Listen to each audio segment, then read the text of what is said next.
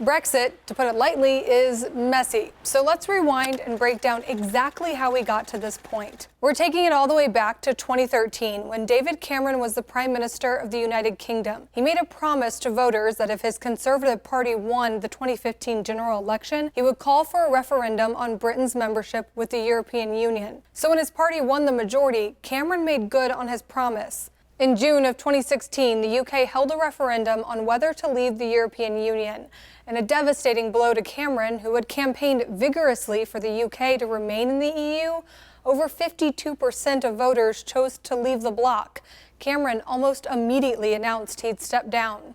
The next month, Theresa May took over as Prime Minister. It took another 9 months for May to take the first major step in making Brexit official. And that was in March of 2017, when May sent a letter to the European Council triggering Article 50 of the Lisbon Treaty and giving the EU and UK 2 years to negotiate an exit deal. The countdown to March 29, 2019 was on. So Brexit talks for Phase 1, settling the terms of the UK's departure, officially kicked off in June. Negotiations lasted 6 months, and during that time, the two sides decided on the so-called divorce bill, the rights of EU citizens in the post-Brexit UK, and what to do about the border with Northern Ireland.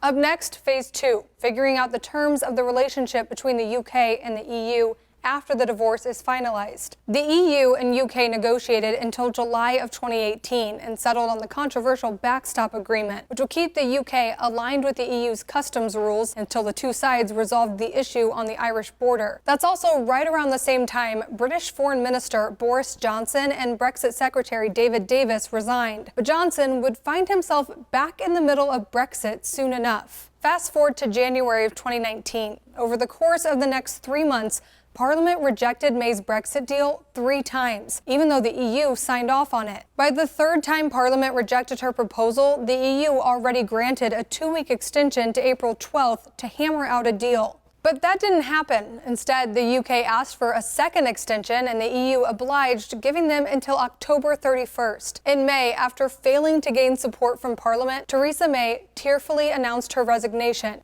And in July, Britain voted Boris Johnson in. Since day one in office, Johnson has said the UK will leave the EU by the October 31st deadline with or without a deal in place. But Johnson's tenure as Prime Minister so far has been as rocky as May's. In September, after failing to secure support to hold an early general election, he announced he was shutting down Parliament for close to a month. That move was deemed illegal, and Parliament was back in session a few days later. But then on October 8th, the Queen approved a second suspension of Parliament, with it resuming on October 14th. Johnson then begrudgingly sent a letter to the EU requesting yet another extension. But he also sent a second letter explaining he actually didn't want an extension and that the UK is leaving the EU one way or another. As of right now, there's still no deal, and the October 31st deadline is fast approaching.